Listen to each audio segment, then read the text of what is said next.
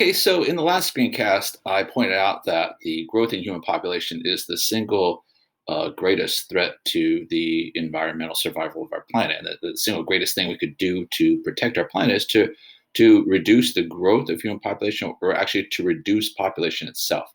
And this is doable. And in fact, it happens on its own without people even trying. So let's just see how it happens. Okay. It has to do with something called total fertility rate.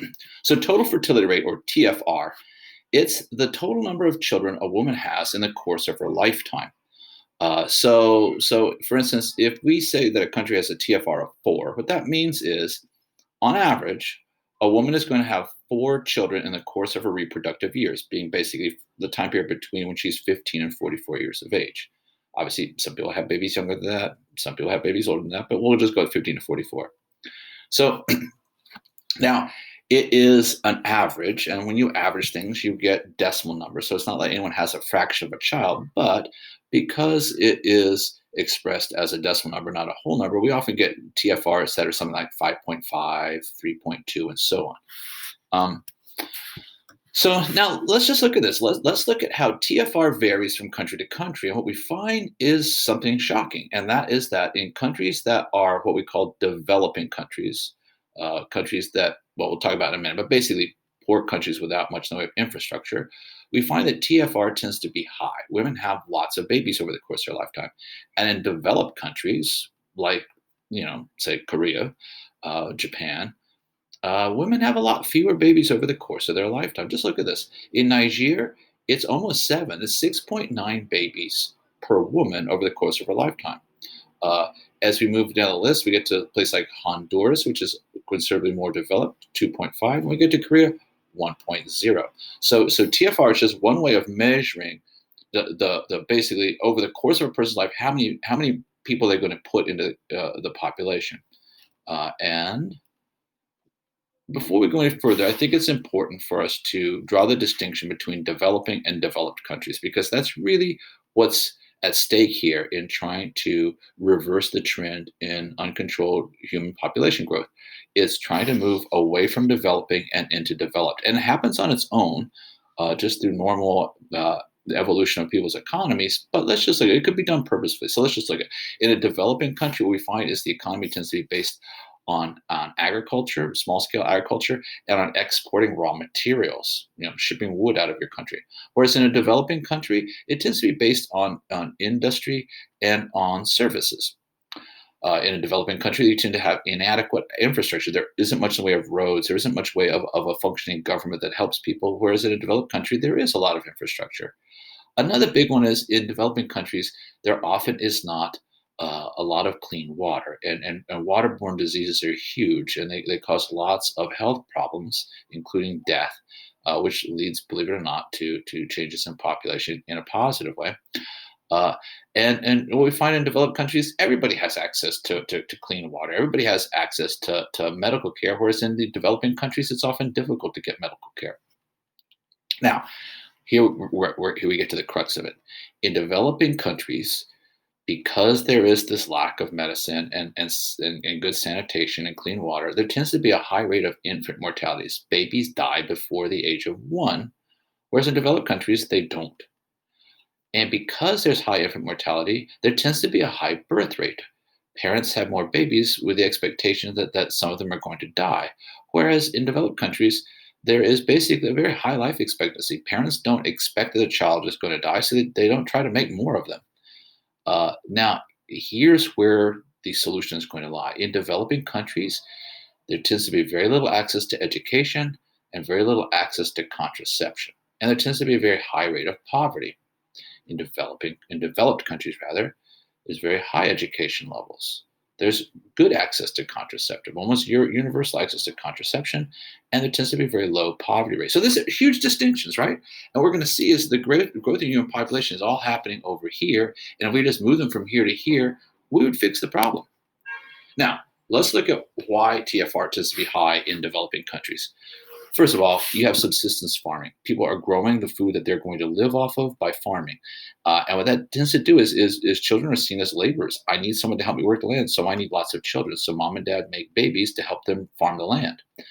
They're also used as caregivers for their elderly parents when they're too old to work the farm. There also tends to be a very high rate of infant mortality, as I said, because there's a lack of clean water and there's lack of medical care. Babies tend to die, so people have more babies.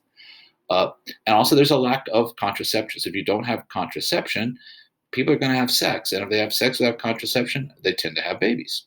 Now, the other thing we find is often in developing countries, there is a more traditional set of values. So there's stricter adherence to traditional gender roles. Women are seen as their job is to basically get water, make the fire, cook the food, and have babies.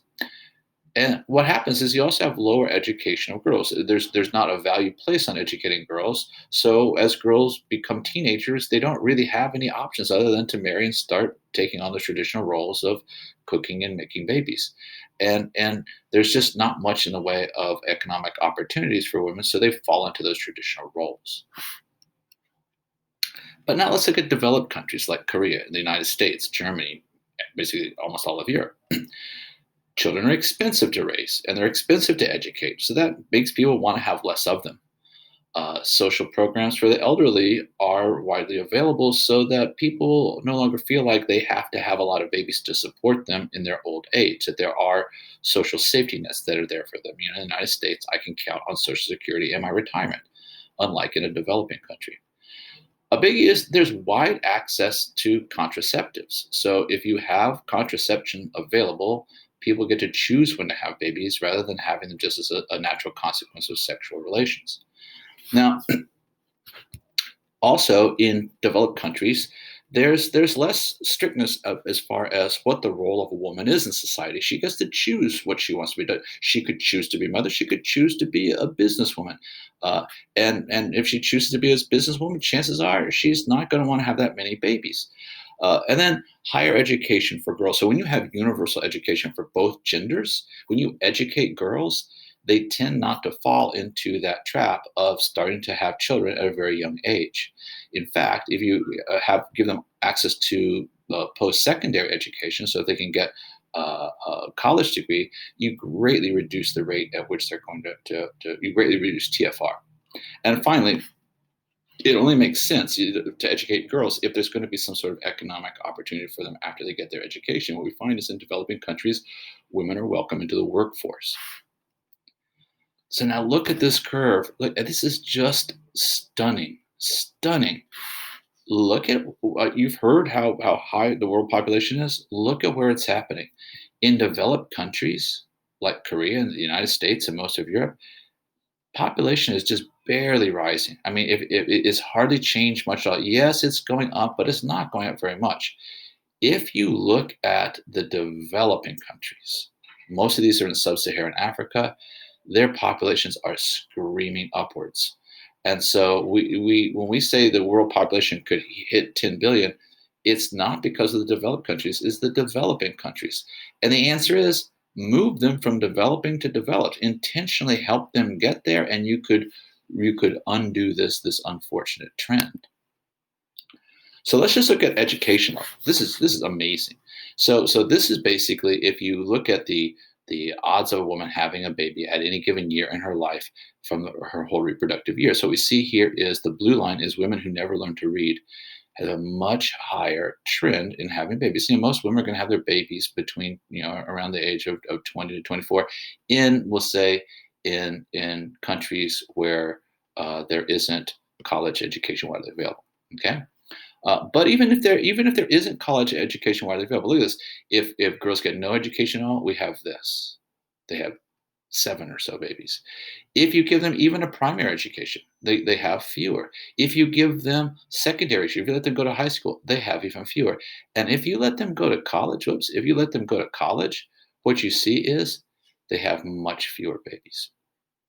So educating women is a clear winner. Just give women access to education and you can reverse this trend in human population growth. Another shocking thing is if women wait before they have their first child, but it makes a huge difference. So in developed countries, women often wait until their mid to late 20s, even into their 30s before they have their first child. I know my wife was 31 when she had her first child, and she had two. Now, if you look at this, In countries where the average first child comes at, say, like an age of 19, women tend to have a lot of babies.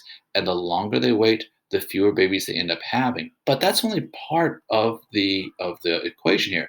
It is true that by waiting, you're likely to have fewer. If you don't start till you're 30, you only have a few more years in which you can have babies. So you're not going to have as many as if you started when you were 15. But wait for this one here. If two different groups of women, everything was the same. The only difference between them was when they had the children. They were going to have the same children. We're going to say they're both going to have two children. If you just look at when they have them, if both women, if all the women in these populations have two babies only, here's what happened. Well, okay, let's say three babies because we have to be above replacement fertility level. Okay, they have three babies. Look what happens here. If they have their first one in the teens, if they have the first one around 20, it makes sense that it's going to slow the growth because you have a longer period between when a person is born and when they add another person to the population. So basically, if you double the amount of time between when someone is born and when they make somebody else be born, you greatly flatten that curve of population growth. So just getting people to wait to have children is huge. And how do you do that? You educate women. If you educate women and you give them economic opportunities, they wait to have their children. So that's what we need to do. If we can establish uh, uh, methods for encouraging these developing countries to offer education. If we pay for that education, the benefits are huge. So what we need to try to do is find a way to incentivize educating women in these countries. Now there's pushback because it changes traditional roles, and people often don't like it when you purposely challenge their traditions. But it's for the best of reasons. It's a cataclysm looms if we don't do this. Now let's just talk briefly about replacement fertility level. Okay, so replacement fertility level basically is the average number of children a population need to have in order to keep the population from declining. So only women have babies, men don't.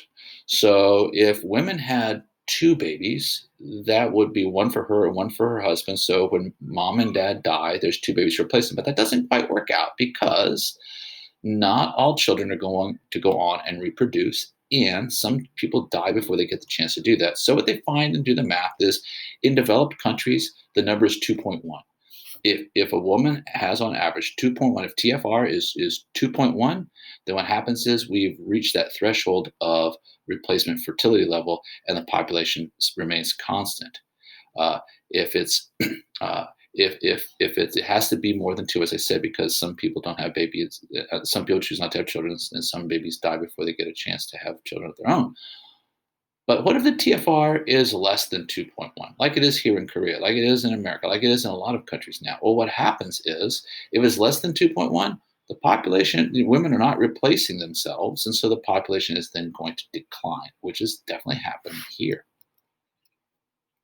Now, this 2.1 number is not the same in all countries. It's true generally for developed countries, but it's not necessarily true in fact, it's not all true in developing countries because of the higher infant mortality rates.